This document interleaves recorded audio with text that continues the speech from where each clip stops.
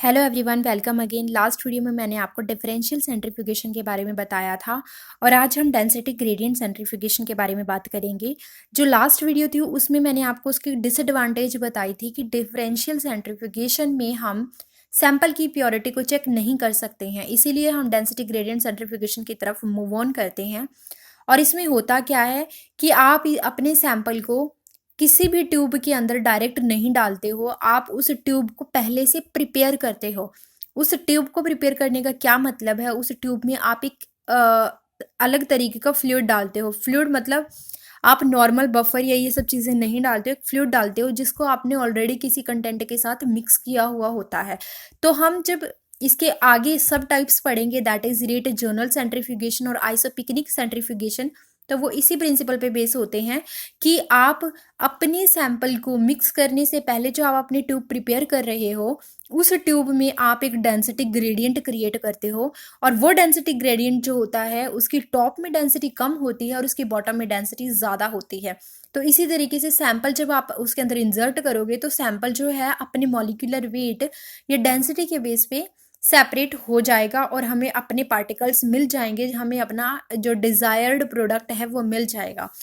उसके अलावा जो यहाँ पे आप देखोगे कि डेंसिटी ग्रेडियंट की वजह से क्या होगा, जो आपके सैंपल में कंपोनेंट्स हैं वो इजीली सेपरेट हो रहे हैं और आप उनको इजीली मेज़र कर पा रहे हो और इस तरीके से सैंपल जो होगा वो टोटली प्योर होगा। आप उसको इजीली वेरीफाई कर सकते हो कि हाँ, हमारे सैंपल में ये मॉलिक्यूल्स प्रेजेंट हैं। क्योंकि होता क्या है कि बहुत सारे ऐसी चीज़ें होती है जब आपके पास मॉलिक्यूलर वेट सेम होता है लेकिन डेंसिटी वेरी करती है उन प्रोटीन्स की या उन जो आपके सैंपल में चीज़ें हैं, कंपोनेंट हैं, या फिर होता है कि उनकी डेंसिटी सेम होती है और मॉलिक्यूलर वेट वेरी करता है। तो यही दोनों प्रिंसिपल बनते हैं रेट जोनल के लिए और आइसोपिकनिक के लिए। तो इसके बारे में हम पढ़ते हैं। पहले हम रेट जोनल के बारे में बात करेंगे। रेट जोनल हम इसलिए इसको बोलते हैं क्योंकि इसमें हमें डिफरेंट टाइप के रेट बैंड मिलते हैं, मतलब हमें बैंड्स मिलते हैं जो उनके मॉलिक्यूलर वेट के अकॉर्डिंग उनकी रेट डिसाइड करते हैं कि वो किस तरीके से फ्लो करेंगे। अगर मॉलिक्यूलर वेट ज़्यादा है तो वो सेटल डाउन ईजिली हो जाएंगे और मॉलिक्यूलर वेट कम है तो वो ऊपर बॉटम पे जो है फ्लोट करते रहेंगे या बॉटम पे सेटल डाउन हो सॉरी टॉप पे सेटल डाउन होंगे। ओके, तो यहाँ पे हम इसको रेट जोनल सेंट्रीफ्यूगेशन को बैंड सेंट्रीफ्यूगेशन भी बोलते हैं और ये इस कंसेप्ट पे रिलाई करता है कि हमारे मॉलिक्यूलर वेट, हमारे जो कंपोनेंट है उनका सेडिमेंटेशन कॉफिशिएंट क्या है। सेडिमेंटेशन कॉफिशिएंट के बारे में मैंने आपको ऑलरेडी बताया हुआ है कि हमारे हर एक कंपोनेंट जो सैंपल के अंदर होता है उनकी अपनी एक वेलोसिटी होती है, अपनी सेटल डाउन होने की एक रेट होती है। वो डिपेंड करता है उनकी डेंसिटी पर या फिर उनकी वेलोसिटी पर। ओके, उसके अलावा यहाँ पे हम क्या करेंगे, देखो मैं आपको एक चीज़ बताती हूँ। हमने यहाँ पे हुआ क्या है, सैंपल के अंदर क्या किया गया है, इसमें इन्होंने क्या ऐसी चीज़ की है जो इसको अलग बना रही है। देखो डायग्राम के थ्रू समझने की कोशिश करते हैं, इजी रहेगा। एक टेस्ट ट्यूब ले लो। एक टेस्ट ट्यूब आप जब सैंपल के साथ वर्क करते हो, खेलते हो, तो आप क्या करते हो, लैब में एक टेस्ट ट्यूब लेके आते हो और टेस्ट ट्यूब आप इजीली लेते हो और उसमें आप अपना सैंपल डाल देते हो कोई बफर के साथ। ओके, ऐसा इसमें हम नहीं करेंगे। इसमें हम क्या करेंगे, अपनी ट्यूब को पहले प्रिपेयर करेंगे। कैसे करेंगे, देखो हमारी ट्यूब हमने ली और उसमें हमने एक फ्लूइड डाला पहले। हमारा जो डेंसिटी ग्रेडियंट सेंट्रीफ्यूगेशन है उसका प्रिंसिपल यही है कि आप अपने सैंपल को एक फ्लूइड के साथ मिक्स करोगे। तो आपने ये टेस्ट ट्यूब ली और इसके बाद आपने क्या किया, अपना फ्लूइड डाला। फ्लूइड नॉर्मल फ्लूइड नहीं था, आपने उसमें ऑलरेडी कंसंट्रेशन ग्रेडियंट बनाया हुआ था। किसके साथ, सुक्रोज के साथ। आपने सुक्रोज 60% कंसंट्रेशन जो थी सुक्रोज की वो ली और उसके बाद आपने उसको अपने टेस्ट ट्यूब में डाल दिया। अब सुक्रोज जो था वो एक पूरा ग्रेडियंट क्रिएट कर देगा यहाँ पे पूरी की पूरी टेस्ट ट्यूब में। मतलब अगर आपकी ये टेस्ट ट्यूब है तो यहाँ पे एक कंसंट्रेशन ग्रेडियंट जो है वो क्रिएट हो जाएगा। कंसंट्रेशन ग्रेडियंट जैसे ही आपका क्रिएट होता है उसके बाद आप अपने सैंपल को डाल दोगे। सैंपल में डिफरेंट कंपोनेंट है, राइट, लेकिन ऐसे सैंपल को आप यहाँ पे ट्रीट करोगे जिसकी डेंसिटी ओवर ऑल पूरी लेंथ में सेम रहेगी। मतलब आपकी डेंसिटी सेम है लेकिन उस सैंपल में जो कंपोनेंट्स हैं वो डिफरेंट साइजेस के हैं। ऐसा आप तब कर सकते हो जब आप मैक्रो मॉलिक्यूल्स को सेपरेट कर रहे हो या फिर आप मतलब कि ऑर्गेनिल्स, सेल्स की ऑर्गेनिल्स होती हैं जो उनको सेपरेट कर रहे हो, या राइबोसोमल की सब यूनिट्स जो होती हैं उनको सेपरेट कर रहे हो, क्योंकि उनका मॉलिक्यूलर वेट वेरी करता है लेकिन उनकी डेंसिटी सेम रहती है, राइट। तो यहाँ पे यही हुआ कि हमने सैंपल में पहले टेस्ट ट्यूब को तैयार कर लिया और उसके बाद हमने अपना सैंपल डाल दिया। ऑलरेडी यहाँ पे मैंने थोड़ा शेडी करके दिखाया हुआ है जो कि सुक्रोज 60% कंसंट्रेशन ग्रेडियंट को शो कर रहा है। यहाँ पे उसने एक डेंसिटी की लेयर बना दी है, एक ग्रेडियंट क्रिएट कर दिया है और उसके बाद हमने सैंपल डाल दिया। यहाँ पे सेंट्रीफ्यूगल फोर्स हमने प्रोवाइड करवाया, नीचे की तरफ कंटिन्यूसली ग्रेडियंट जो है डेंसिटी का वो इंक्रीज हो रहा है और डिफरेंट साइज के आपने पार्टिकल्स इंपोर्ट कर दिए हैं इसके अंदर। उसके बाद आप देखोगे सेंट्रीफ्यूगेशन के बाद हुआ क्या, हमें डिफरेंट लेयर्स मिलती हैं। सबसे ऊपर जो स्मॉल पार्टिकल्स हैं उसका जोन मिलेगा क्योंकि वहाँ पे उनकी डेंसिटी सेम थी लेकिन उनका मॉलिक्यूलर साइज कम था। उसके बाद हमें मीडियम साइज के पार्टिकल मिलते हैं, सबसे नीचे हमें लार्ज पार्टिकल्स मिलते हैं। तो यहाँ पे हमें डिफरेंट पोजिशंस मिलती हैं, position of Jones at the termination, जब हमारी प्रोसेस टर्मिनेट हो जाती है। तो ये तो चीज़ें कि हम उन मॉलिक्यूल्स को सेपरेट कर सकते हैं जिनका मॉलिक्यूलर वेट वेरी कर रहा है लेकिन जिनकी डेंसिटी सेम है। यही इसकी एडवांटेज है कि most extremely useful for separation of proteins processing nearly identical densities, जिनकी डेंसिटी सुक्रोज के साथ मैच कर रही है but they are differ in their molecular weight, वो अपने मॉलिक्यूलर वेट में वेरी करते हैं। Next is it is useful for separation of RNA, DNA, hybrid and ribosomal subunit, क्योंकि राइबोसोमल सब यूनिट आपको पता है यूकैरियोट में 50s 80s होती है, प्रोकैरियोट में यूकैरियोट में आपके पास 40 60s होती है और प्रोकैरियोट में ये 50 और 30s होती है, राइट। तो उनका molecular weight even though they are not showing molecular weight, S is not showing molecular weight, S is showing sedimentation coefficient.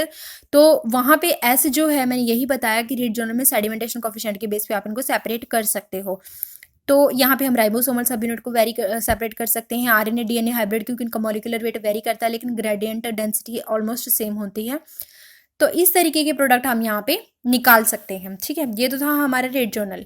Disadvantages क्या है, not useful for separation of organelles such as mitochondrial, lysosome and peroxisome which have different densities but similar size. उनका size almost same होता है लेकिन उनकी densities very करती है, इसीलिए हम रेट जोनल सेंट्रीफ्यूगेशन के बारे में पता नहीं लगा सकते हैं, ठीक है। नेक्स्ट है आइसोपिकनिक सेंट्रीफ्यूगेशन, मैं दोनों इसी में करवा देती हूँ, इसको भी मैं अब डायग्राम के थ्रू समझा देती हूँ इजीली। सिंपल सी चीज़ है, उसमें हमने सुक्रोज की कोटिंग की थी 60% कंसंट्रेशन के साथ। इसमें हम क्या करेंगे, हम CSL के साथ अपने सैंपल को मिक्स कर देंगे। CSL जो है पहले से ही आपने क्या किया, CSL फ्लूइड लिया और उसमें अपना सारा सैंपल डाल दिया। सीजियम क्लोराइड जो होता है उसकी डेंसिटी वेरी करती है, ठीक है। तो जब आपने सैंपल डाल दिया और आपने इसको ट्यूब में मिक्स कर दिया, फिर आपने दोनों चीज़ें कर दी मिक्स करके CSL को अपने सैंपल के साथ, आपने फिर उसको जो है अपनी ट्यूब में डाल दिया। ट्यूब में डालने के बाद आपने इसको सेंट्रीफ्यूज किया। सेंट्रीफ्यूज करने के बाद आप देखोगे कि यहाँ पे पहले से आपने कंसंट्रेशन ग्रेडियंट नहीं बनाया था, जैसे आपने यहाँ पे सुक्रोज का बनाया था। यहाँ पे क्या होगा, सेंट्रीफ्यूगेशन करने के बाद CSL सीजियम क्लोराइड अपने आप सेंट्रीफ्यूगेशन के थ्रू अपने आप अपना एक कंसंट्रेशन ग्रेडियंट बनाता है। सीजियम क्लोराइड की डेंसिटी जहाँ पे कम होती है वो टॉप पे चला जाता है और जहाँ पे इसकी डेंसिटी कम होती है, ज़्यादा होती है, वो वहाँ पे ये बॉटम में आ जाता है। तो एक लेयर बन जाती है और जैसे ही ये लेयर बनती है इसके साथ साथ जो मॉलिक्यूल्स होते हैं सैंपल में वो भी वहीं पे सेटल डाउन हो जाते हैं। पहले शुरुआत में दोनों मिक्स थे लेकिन जब सेंट्रीफ्यूगेशन हुआ तो सीजियम क्लोराइड ने अपनी डेंसिटी बना ली, अपना डेंसिटी ग्रेडियंट क्रिएट कर लिया ऑटोमेटिक। तो इसी तरीके से जैसे ही उसने ये किया तो पार्टिकल्स जो थे जो जहां जहां पे कंसंट्रेशन ग्रेडियंट के साथ मैच कर रहे थे वो वहां पे जाके स्टक हो गए, सेटल डाउन हो गए। लो डेंसिटी वाले टॉप पे आ गए, हाई डेंसिटी वाले नीचे आ गए। यहाँ पे मैंने लिखा भी है that caesium chloride self create gradient in the homogeneous containing tube and particles separate out accordingly। तो ये बहुत ही सिंपल था, यहाँ पे हम सेम चीज करेंगे, आप एक बार पढ़ सकते हो। That density gradient is formed during centrifugation and the solution of biological sample and cesium chloride is uniformly distributed in a centrifuge tube। यहाँ पे हमने यूनिफॉर्मली डिस्ट्रीब्यूट किया and rotated in an ultra centrifuge, आपने centrifuge machine में उसको rotate कर दिया। Under the influence of centrifugal force the caesium salt that is caesium chloride redistribute to form a density gradient from top to bottom. उसने अपने आप एक density gradient create कर लिया and sample molecules move to the region where their density equals to the density of the gradient. तो ये चीज़ें यहाँ पर अपने आप सेपरेट हो जाएंगी, ओके। अब इसके एडवांटेजेस पढ़ लेते हैं। यहाँ पे लिखा है that isopycnic separation method depends on buoyant density of the particles to be separated and not on their shape and size. Shape and size का यहाँ पे कोई लेना देना नहीं है, जैसे हमने बात की थी रेट जर्नल में। आप यहाँ पे सिर्फ डेंसिटी के ऊपर खेलोगे, डेंसिटी ही आपको देखनी होगी कि किसकी डेंसिटी ज़्यादा है, किसकी डेंसिटी कम है, उस अकॉर्डिंग आप आइसोपिकनिक सेपरेशन कर सकते हो। नेक्स्ट है आप इसके एडवांटेजेस के बारे में देख लो, that it is useful for the separation of mitochondria, lysosome, peroxisome which do not differ in size but differ in buoyant density. उनकी साइजेस जो होती हैं, उनका साइज सेम होता है, सारे मैक्रोमोलिक्यूल्स हैं, एक तरीके से सेल के अंदर पाए जाने वाले ऑर्गेनल्स हैं, बट उनकी डेंसिटी जो है वो डिफरेंट होती है। डेंसिटी इसका मेन क्राइटेरिया है सेलेक्ट करने का। It is used for nucleic acid fractionation and इसके डिसएडवांटेजेस क्या है, it is not useful for separation of proteins many of which have similar bond densities instead of difference in molecular weight। जैसे कि हमने पहले वाले में किया आरएनए डीएनए हाइब्रिड को ये यूज नहीं कर सकता सेपरेट करने के लिए, राइबोसोमल सब यूनिट आप इसे सेपरेट नहीं कर सकते हो, तो यहाँ पे ये इसकी डिसएडवांटेजेस होती हैं। अगर इसकी कुछ एडवांटेजेस हैं तो उसके डिसएडवांटेजेस हैं, उसकी डिसएडवांटेजेस हैं तो उसकी एडवांटेजेस हैं, तो इसकी डिसएडवांटेजेस हैं। तो ये दोनों चीज़ें बैलेंस हो रही हैं, इसलिए ये दोनों ही किस में आते हैं, अपने डेंसिटी ग्रेडियंट सेंट्रीफ्यूगेशन में आते हैं। अब मेरा यहाँ पे ये टॉपिक डेंसिटी ग्रेडियंट सेंट्रीफ्यूगेशन का कंप्लीट हो गया। ये मैं नहीं बता रही हूँ, आपको चेक करना हो तो आप चेक कर सकते हो, पॉज करके देख लेना, ये डिफरेंस है दोनों के बीच में। ठीक है। तो अब मेरा सेंट्रीफ्यूगेशन का यहाँ पे टॉपिक कंप्लीट हो गया है, लेकिन यहाँ पे सेंट्रीफ्यूज से रिलेटेड चीज़ें बची हुई हैं, जिसमें हम मशीन के बारे में बात करेंगे, रोटर के बारे में बात करेंगे, कैसे वो मूव करते हैं, वो सब चीज़ें मैं आपको बताऊंगी। वो एक अलग टॉपिक है मशीन का, शायद मैं उसकी प्लेलिस्ट अलग बनाऊं, लेकिन सेंट्रीफ्यूगेशन यहाँ पे मेरी तरफ से बेसिकली कंप्लीट हो गया है। आप चेक कर सकते हो पूरी प्लेलिस्ट। Thank you friends.